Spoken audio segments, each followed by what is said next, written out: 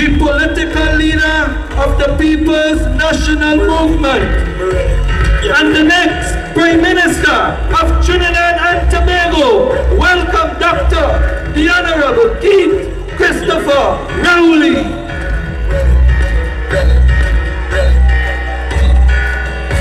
Look how the sun now raising up, and the crowd now waking up. The atmosphere have vibes, and nothing can break it up. The girl never wind up stop. We are the drinks them in a my cup. We gonna party all night, all night. 24 parties we hit in a row. Tonight at the very last show. Before we ever on the road, the girl never release the road. So let me see your hands up, so everybody know, put your hands up, so if you're ready for the road, let your friend them know. We're ready for the road. Bring down the power of love, I say. A wind of destruction is blowing over this land. And now the earth is trembling with man's oppression of man. Bring down the power. Now the time comes to sit down and rediscover what's life. Show the world the true meaning of real love, power, not strife. Bring down the power. Bring down the power. Thank you very much. Our MC for tonight, Party Assistant General Secretary Mr. Daniel Duki, doing a wonderful job chairing this massive meeting here in Edinburgh 500.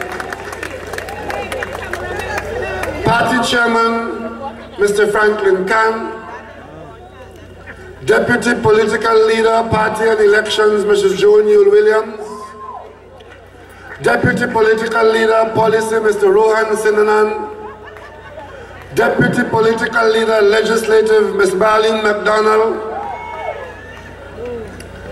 Party Labor Relations Officer, Mrs. Jennifer Baptiste Primus and Mr. Primus,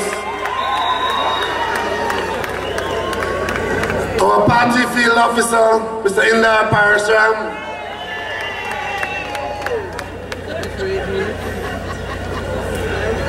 our prospective candidate for the Edinburgh District, young Jadil Joe Ryan, members of Parliament of the Lower House and the Upper House, councillors, other party officers, members of the Edinburgh 500 District, visitors, listeners on your radios around Trinidad and Tobago, members of the beleaguered media, members of the protective services, good night to you here in Chaguanas. As you know, we were in San Fernando last week, Tuesday. And at that meeting, I informed you that I had filed a motion in the Parliament calling on the Parliament to take note and to reject the behavior of the Prime Minister in protecting an unacceptable Minister of National Security. A man who was an embarrassment to the people of Trinidad and Tobago and a threat to the good order of the governance of our affairs. Yes. Immediately after that, I heard that the Minister of National Security was distributing tickets for the front row in the Parliament because when the motion comes up on Friday, he will be licking up Keith Rowley. But tonight I am fortified by that powerful rendition from Roger when he said to me and to you, as long as I'm standing on your shoulders, I'll be as strong as you want me to be. So, in the meantime, I will not be addressing the Minister of National Security, the one I spoke about last week Tuesday. Because as the English Prime Minister said, a week is a long time in politics. But I understand that he's still coming to deal with me. And as I was coming down here tonight, I was reading the papers. And I decided to talk to you tonight about morality in public affairs. What topic? What topic? Let me take you to today's papers and read for you from the Express, as expressed by a former senator, and I think she was a minister in the last government. You know what the report is in the papers about her sentiments about the demise of Chaguanas? Kofi Dowlat. Media attacks to blame. So this person who was a senator in this country, who was a minister of government in this country, pretends to see that what has happened to the individual Chaguanas as a public official is as a result of the fault of the media of Trinidad and Tobago. Let me go into a little more details of her working mind. She charged that the People's Partnership government was under attack by the media. And she goes on to say, everything that we hear today is not new. What we have heard today has been in the public domain even before Mr. Warner became a minister. And she goes on to say to the PP people, today it's Warner, today it's Ram Logan, tomorrow it's Ram Logan, and the following day somebody else. And she was crying, you know. Real tears. And she went on to say, she noted that Mr. Warner's actions were as a result of endless love for the people of Trinidad and Tobago. She went on to say, Mr. Warner loves this country. He could have been anywhere in any part of the world, but he chose to be here because he loved this country. This is a man who can't go to Tobago in peace. Because once the plane goes up in the air, he's not sure where the plane is going to land. And since last year, May or the May before, he has not left this country because he loved the country so much. This is a man who could not, while holding the portfolio of National Security Minister, while we in Trinidad and Tobago held responsibility for regional security affairs chaired by our Prime Minister, he couldn't go to a meeting in Haiti because the Haitian people were there waiting to ask him for the money that they were supposed to get that he has not accounted for yet. And he told us he didn't go because he wanted to stay here to keep an eye on the murderers.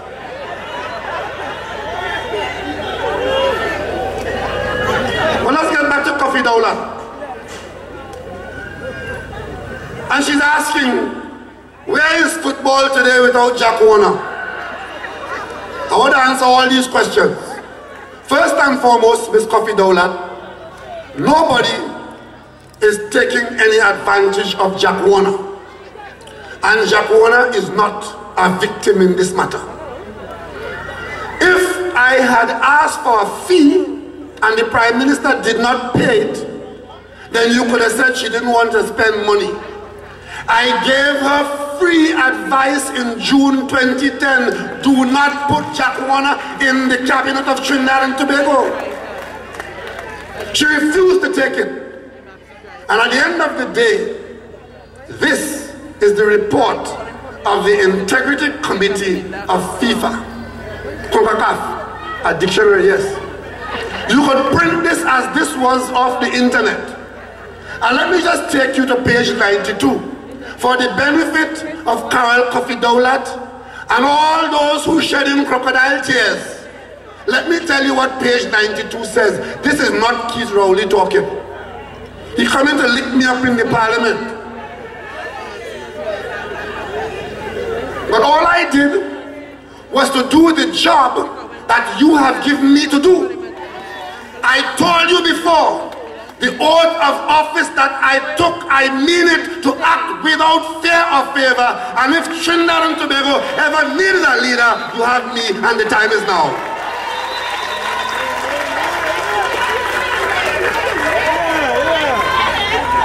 Page 92. Conclusions. And this is on the internet for the whole world to read, including members of the cabinet who crying crocodile tears and calling on people to come in town Friday to support Chaguanas. Remind you about Lloyd Best's statement. Anybody you saying that or doing that, them is people to watch.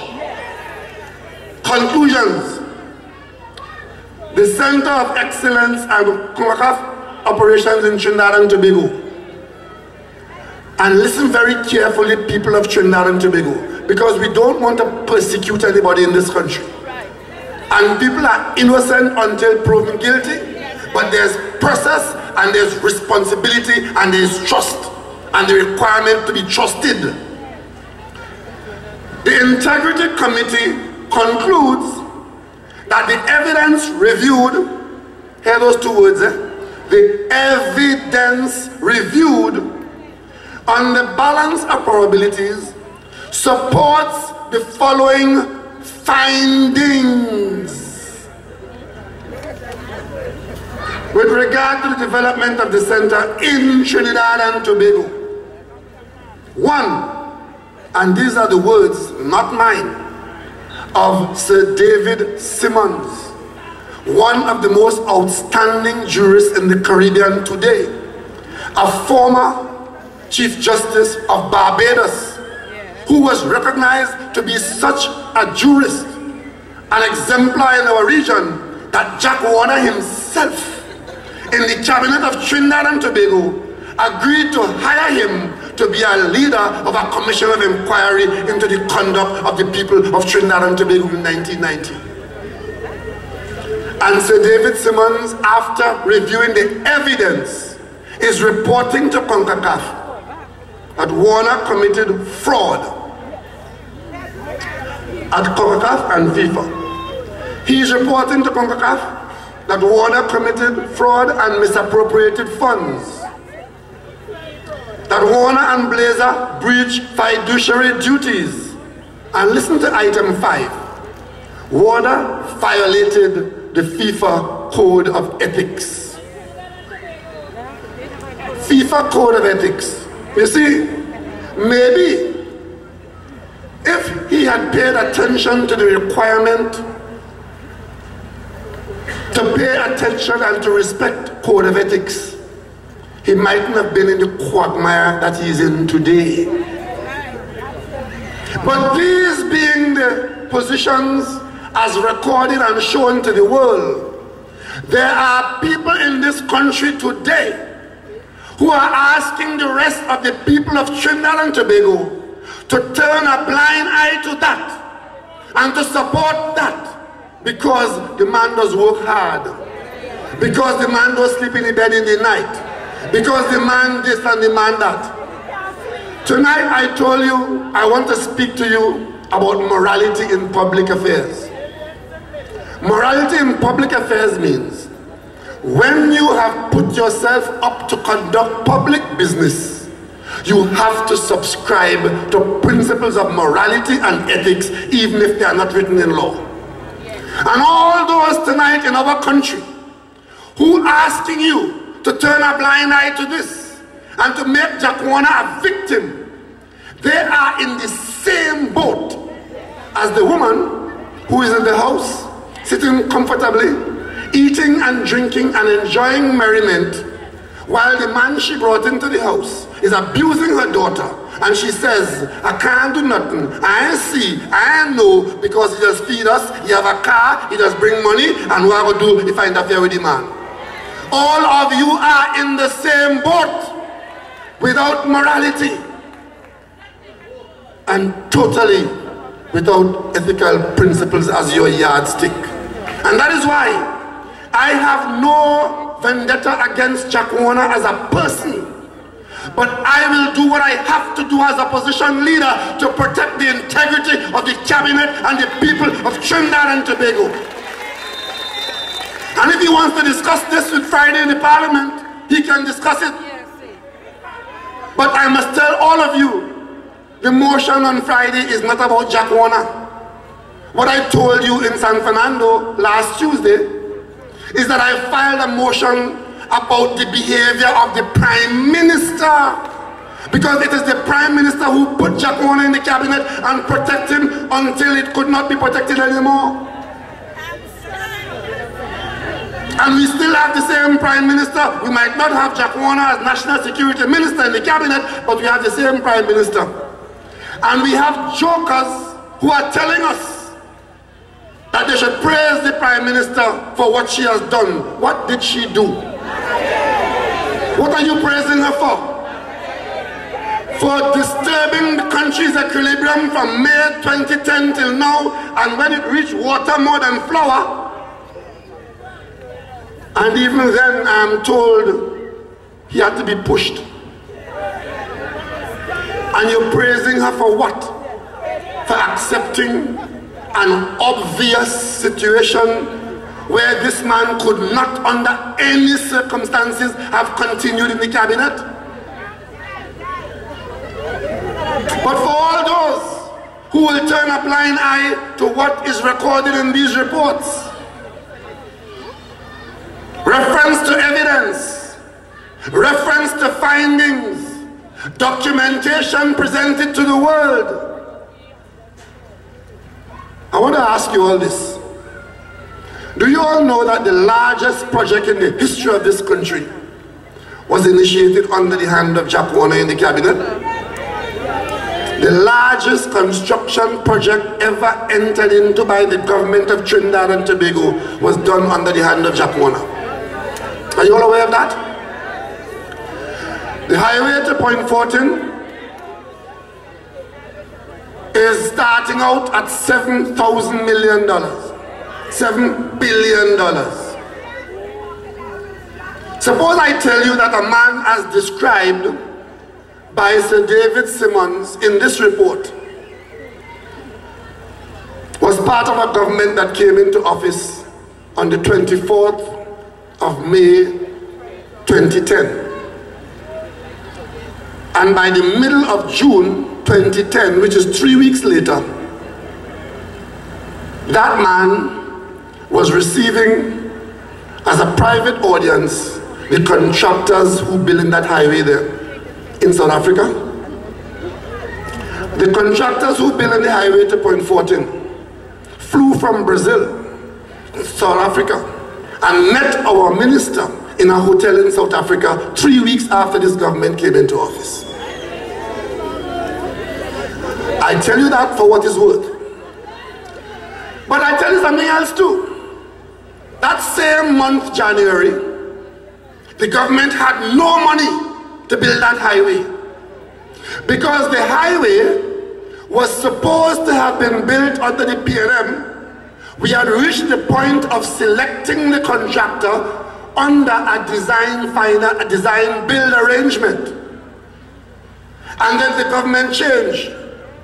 Then NIDCO told the contractor, you haven't been selected as the preferred contractor, we'll hold up the negotiation, we have a new minister, and we will wait for the minister and the new government to kick in. Did you know that that meeting took place in South Africa in a hotel in Durban? And then did you know that the Minister of Finance was resisting the startup of that project because there was no money? But they turned the sword in January, February, March, April, May, June. I was in San Fernando in Coquille Village, and I told you all those months the contractor was on the job with no money. Remember that? And remember the threat to the government? If I don't get the money, I will walk. Remember that? and the government started to fund the contract from the current account. That is like you building a house and building it from your monthly salary as you get paid. That is what this government is doing. To the tune of $7 billion. And the last time we heard about that project, the Minister of Works told us it's limping along.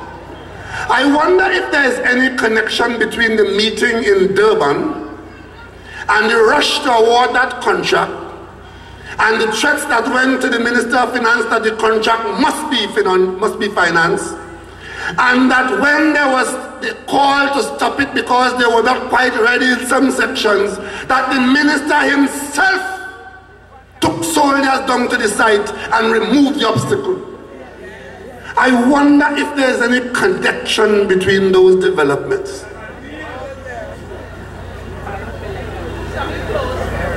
What is 10% of $7 billion? But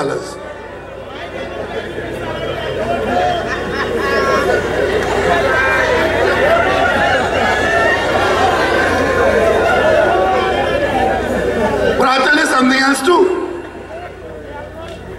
You all can laugh. As I told you in San Fernando, this is not a laughing matter. There are thousands of people in this country who can't see their way and who are relying on this government to manage the economy in such a way as to give them an opportunity to hold on to what they have or to get something that they couldn't get to make the basic life comfortable. When you have this kind of thing happening, you join the ranks of the most corrupt countries in the world, and you see it reflected in our station every year when the reports come out. This government didn't have to do what the P.N.M did, as they didn't go finance construct. But they could have gone for a loan by allowing a proper tender procedure, with a proper tender evaluation procedure, with a proper award that was transparent and suited to the requirements of the lending agencies. Didn't want that, because that kind of development, that kind of approach is not discussed at meetings in hotel rooms in Durban, South Africa. I told you all before, this country has to have a mass transit system, because we are gridlocked with traffic from bow to stern every day, Sunday to Monday. But the P.N.M will approach that project in a way that's quite different. We will do the evaluation under IDB scrutiny. We will have the tender arrangements open and transparent. We will have the evaluation open and transparent based on the engineering advice, and a contract will be awarded. Whenever the P.N.M comes back into office, we will begin the construction of a mass transit system in Trinidad and Tobago. And it will be done with loan funds from the IDB. And whichever contractor wins the job, may the best man win. That's not happening now. But I'll tell you something else too. As we talk about morality in public affairs, I was watching the program on television the other morning, this Chaguanas debacle. And I saw Hima Ramkisoon trying to equate circumstances with me and Chaguanas. And I'm sure she was just doing that to make talk with the hostess. But let me tonight demonstrate to you the difference between the P.N.M and the UNC. Under the P.N.M, as in all other governments, it's quite possible when you're in public life that people will make allegations against you. Some allegations are serious and some are trivial. And some can be dismissed out of hand immediately because they're so outlandish and outrageous, and others require either investigation but they all require a response from the public officer against whom the allegation is made. In the P.N.M, you remember one day there was a story that a lawyer had written to Fitzgerald Hines because some woman had complained that he had sexually harassed her. You remember that story? Fitzgerald Hines was a minister in the Ministry of National Security. No chance. But I raised that to remind you that as soon as that story came out, the call came from the UNC opposition that Hines must resign.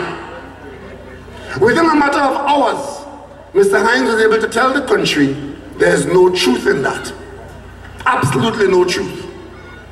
And soon after, Ms. Bagwandine, the lawyer whose letterhead was used to send the letter, told the country she knows nothing about that. She doesn't know who got her letterhead and started that mischievous allegation against Mr. Hines. That was the end of the story. That was an allegation. In my own case, Ganga Singh got up in the parliament and he made allegations about me.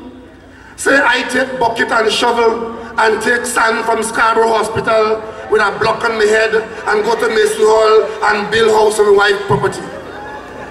I got up in the parliament and put on Hansard immediately that that was a lie. They called for commission of inquiry and they called for integrity commission investigation. Commission of inquiry. I immediately indicated that I will cooperate fully with the commission of inquiry. Next thing I know, commission of inquiry is taking place in public. It's about to end and nobody called me. I should have been glad, eh? No. Allegations made against me, you have to call me. I have to come before the commission of inquiry to defend my name.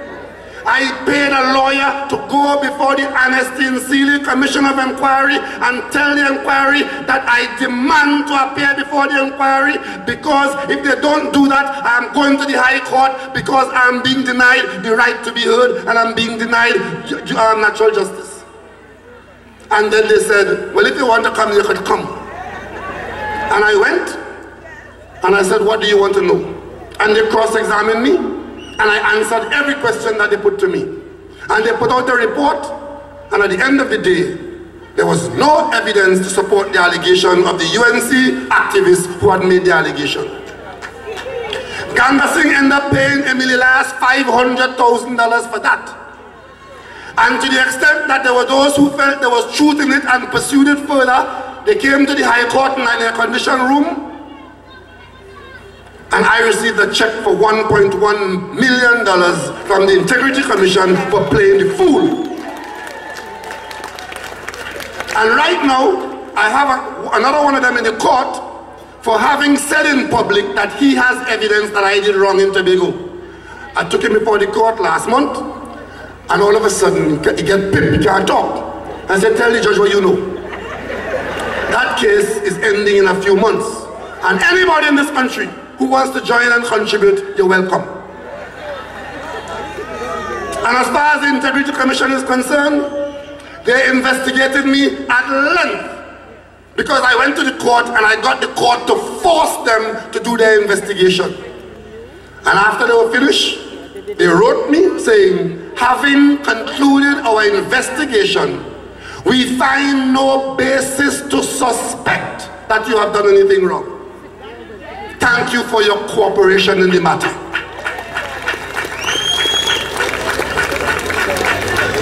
And that's where I stand. That's where P.N.M ministers stand when allegations being made. I went to India last year and I visited the parliament.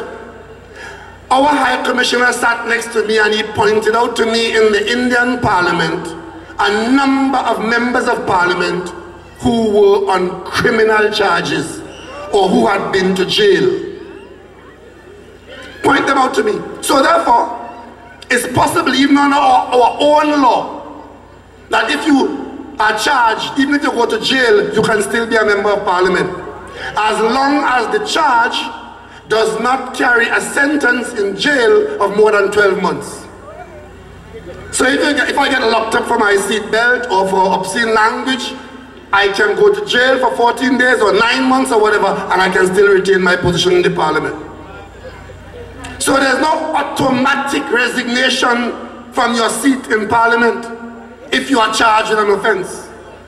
It's only when you subscribe to ethical conduct that if you are charged or if the allegation is such that you have to respond, and you have to respond in court, then you choose to walk away. That is what Franklin Cann did. That is what Eric Williams did. Once they were charged, Franklin Cann was chairman of the P.N.M. and a minister of government with a big career ahead of him. Once he was charged, he resigned, he humbled himself, and he went through the court process. Until one day, the director of public prosecution came in person to the court and asked the court to dismiss and discontinue the matter against Franklin Cann. And Eric Williams resigned as well, and he went to Africa and continued his career. Compare that with Chaguanas and the UNC. I have a ticket home now. I have it all now. I'm going to frame it. My ticket to the football stadium in 1989. I was a I was a senator, member of parliament, and I could not get a ticket to go and watch the national team play. When I was eventually able to get a ticket, they told me I could get a ticket out of New York for 50 US. I said, no way. I bought a grounds ticket. And when I got to the stadium with Augustus Ramreka Singh, and I think Robin Montano, when we got to the stadium, we could not approach the stadium. We could not get into the stadium. And the reason why I have the ticket still is because I got into the stadium because the police allowed us to use the entrance that the police was using, and we got into the entrance with the police and nobody took our ticket. I still have my ticket. And there was a commission of inquiry on the Lionel Simongal, and Chaguanas refused to cooperate with the Simongal commission. What he didn't say about Simongal, he forgot. And he pleaded his innocence for the longest while, until one day he admitted that they did in fact overprint tickets. But I'll tell you what that meant. Having gone to the stadium that day under those conditions, soon after I was in the cabinet of Trinidad and Tobago, where as a member of cabinet, I received the report like my colleagues, engineering report, that said that the stadium was structurally damaged as a result of that overloading. And the experts told us, it's a good thing we lost the match, because if one goal was scored there that evening and the crowd had jumped up, the stadium could have collapsed and killed people.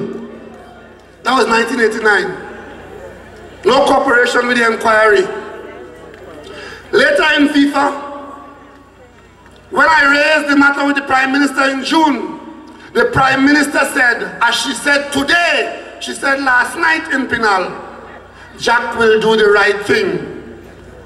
Apparently, her concept of the right thing and the people of Trinidad and Tobago's concept, not the same.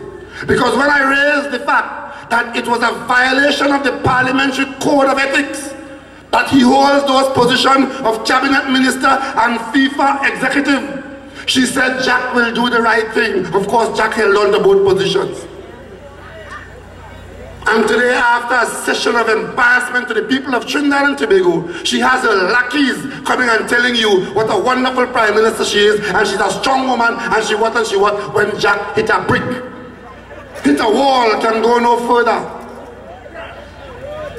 Because this report is the beginning of some serious end. But when the FIFA matter was going on, faced an issue, investigation or resign. didn't face an investigating issue, resigned from the glories of the executive chairmanship up there. When the Court of Arbitration in Sport, which is a court, the Court of Arbitration in Sport was looking into the matter, our minister refused to cooperate with the court, and the court made a finding saying that he doesn't use the truth. That was the court outside. But what about the court here in Trinidad and Tobago? Our footballers, the most successful group of footballers in the country's history, had to take the TTFA to court. And when they went to court, they told the court that the government money that went to the TTFF, this amazing affidavit, the court is being told that the monies of the TTFF was under the total control of the advisor. And of course, once again, the advisor does not cooperate with the court. When the court called for the books, he said, I'm not coming, I have no books, I ain't coming there. That case is still going on. Remember that? And when this particular matter of an investigation into an agency which he headed for years, riding like a colossus over the football arena, it is now being properly investigated by Sir David Simmons. If you look in this report, you will see Sir David Simmons reporting that he failed to cooperate with the inquiry. And yet you have ministers of government in Trinidad and Tobago and other influence peddlers telling you that they want to hear his side. He had the opportunity to tell his side to the commission that was inquiring here, and he flatly refused to cooperate with them. That has been his style all along. And then, when he doesn't cooperate, he comes and tells you, nobody ever asked me a question, and therefore I'm innocent of all charges. Even when the director of public prosecution instruct the police to investigate the matter of the bringing of foreign currency, investigated under the Customs Act. I don't know what the Commissioner of Police did, but I know what Chaguanas said. Chaguanas said, nobody ever asked me a question. Tonight I want to ask Commissioner Williams, have you ever put a question to Mr. Warner about the matter of the importation of foreign currency as instructed by the Director of Public Prosecution? He cannot. You all understand what's going on in this country? The Director of Public Prosecution instruct the police to investigate the matter under the Customs Act. The person to be investigated could tell the country, nobody ever asked me a question, as he pleads his innocence. And the Commissioner of Police, while not answering Fitzgerald Hines as to what is happening with this investigation, is today writing a serious epitaph for Jack Warner. He's the greatest thing that ever come near the police in Trinidad and Tobago. You all understand what is happening to us in this country? You all have any idea how our institutions have collapsed and how individuals are destroying the basic fabric of our society? I saw a woman in Chaguanas West telling the television reporter, when the reporter put to her what are her views about Chaguanas and the allegations made about him in FIFA. And the woman, who looked like a grandmother, looked straight into the camera and told the reporter and told the country, I ain't care if he thieving, he just give you some.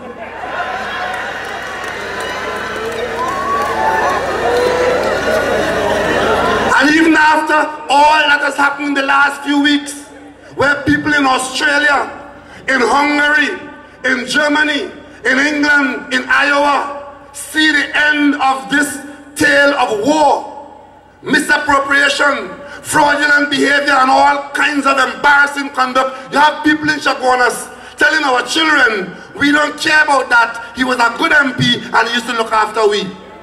Well, I can tell you all something. Every month I get my salary. I work very hard for it. I am in no position to take $1. I want every cent I work for and I want it on time. Representation, because I'm a representative. I'm not a bankroller. But every month, you're sprinkling money, buying support and loyalty in your constituency with cash. But that could take you so far and no further. The end is here. Money can't change this. And I am ashamed of my fellow citizens who believe that they could take the position that a public official could be so disgraced and have no answer to give you, and you could tell me he was a good man and you love him and you're coming in tongue. Come in tongue, let me see your face. I asked them to take their bloody names.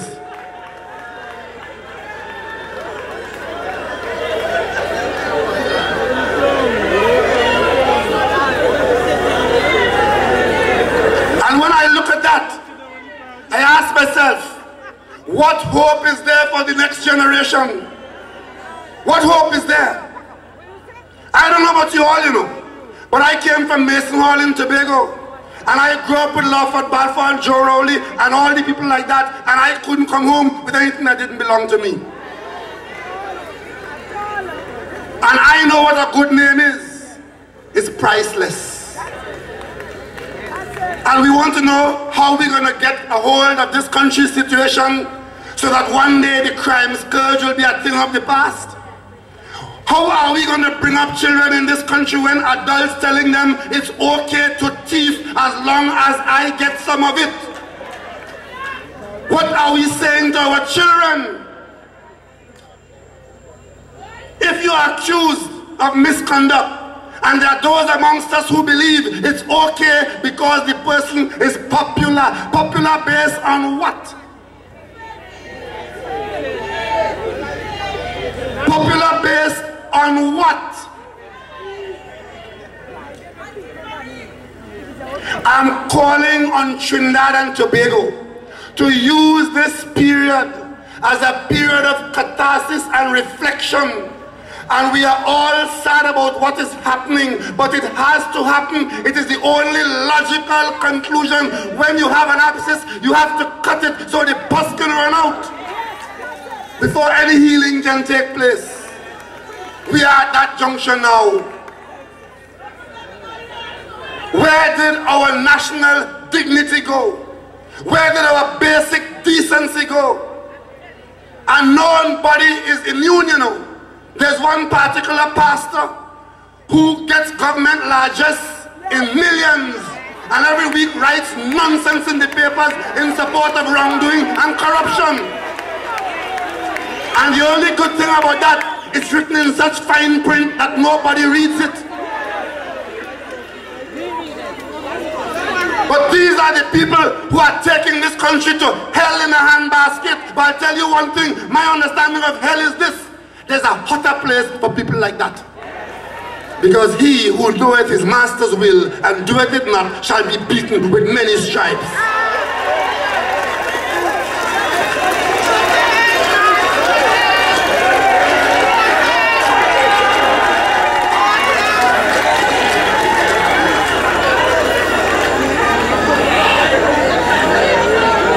We have no apologies to make to anybody. We have no apologies to make to anybody.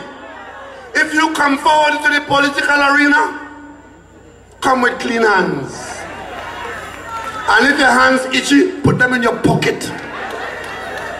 And once you are in the political arena, you are available to be questioned by every citizen of Trinidad and Tobago because you are managing their affairs. I will tell you, I knew they were bad. I didn't know they were so bad. The ex-senator who I just started my presentation on, Kofi Dowlat, she's supposed to be a COP. Isn't that the party where the leader called for Chaguanas to go or be fired? So on one hand, the COP leader is calling on the Prime Minister to fire Chaguanas, because he has finally come to the conclusion that he's too heavy to bear. And then an official or former official of the same party is crying tears and asking our children to accept that it's okay to be accused of all kinds of wrongdoing, put forward no defense, and we accept the man's argument. Here Mr. Warner's position, while holding no cabinet position. That is FIFA business. And telling the press, only want to get involved in football business. I ain't going nowhere. But I heard Cox sing sweeter songs. And eventually, they end up in Pilau. He wasn't going anywhere. He only came into the parliament Friday because it's time to lick up Keith Rowley. He's taking me on frontally. I want to make an announcement here tonight. I have been in public life since 1980 on a P.N.M platform. I have been in parliament since January 1987. I've fallen in love with a lot of girls and never fell in love with office. So make no mistake about it. You don't have to worry about me and office. I see this as a duty to the people of Trinidad and Tobago who educated me from primary school to where I am today. And if I'm in a position for 1 month, for 1 year, or for 30 years that it has been, to make a contribution in public life, I make it without fear of loss of office. So Chaguanas, come. Come in, Tom. And all you parents in Trinidad and Tobago tonight, as you go to bed and put your head on your pillow, ask your little son, who you want to be like, boy? Rowley or Chaguanas?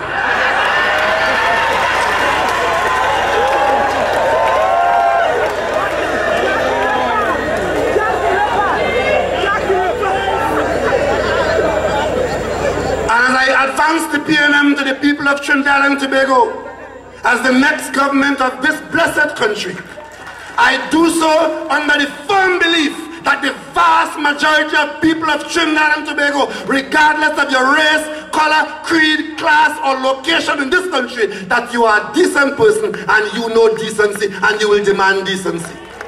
That is the basis on which we advance the P.N.M to you. Because you see, had this kind of problem emerged in a P.N.M cabinet, I or any P.N.M leader would never have had to wait until this document appears and you can hide no further. You have run as far as your lungs could take you. And when you get to meet the U.S. State Department and you meet the Undersecretary, I want her to tell us, what did the U.S. Undersecretary say to you about your cabinet and your government? Don't you all find it very strange that the great defender of Chaguanas went to Washington, and every time she put on a green shoe, she sent you a picture. Every time she's going to go and take a drink, she sent you a picture. But we had to hear on the side that she had a meeting with the Undersecretary of State, and it's not for public consumption. Normally that would have been the front page, you see. I'm going to Washington to meet the Undersecretary of State, and see me here? See the picture there? Didn't hear that at all. Tell us what they told you. And even as they are not taking you on because they've written about you and your same minister and his conduct and misconduct in other areas, even as they wouldn't answer the Attorney General because they know he is serious about the question he put to them, you come back and tell us, as if you thought it should be otherwise, that our relationship with the United States is still intact. What is the Prime Minister saying to us? Did she expect when she went to Washington to hear that it wasn't intact? I want to tell her and her government, the US government has outlasted, has outlived, has ignored more bad governments than she has had hot dinners. Because the time is going to come to an end. And even as this crisis exists in the country, she's leaving the country. going to Canada on a state visit. Even as Trinidad and Tobago is in a state, she's going to Canada on a state visit. Beg for invitation all about the place. Absent yourself. And if she had any respect for the parliament, that motion having been filed, she would have kept herself in the parliament to defend herself and her government. But instead she will send the class Klong Munilal and the overfed Rambachan and all of them to come and try to say they're talking to Keith Rowley. Don't talk to me. Talk to the people of Trinidad and Tobago. Tell them about their business that you have damaged.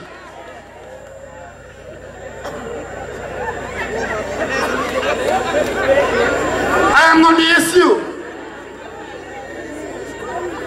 The issue is, can this government explain itself for all that it has done, for all that it is doing, that is damaging the prospect of the people of Trinidad and Tobago?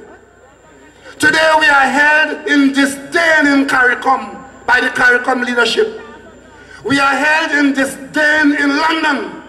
We are held with disdain and disrespect in New York and Washington. All because in 3 years, this cabal of self-servers, they have done everything detrimental. Talk about musical chairs? Musical chairs? Look at Emmanuel George. He has come from nowhere, no record of performance. He is into his 3rd cabinet portfolio in 36 months. That sums up the general instability in Trinidad and Tobago.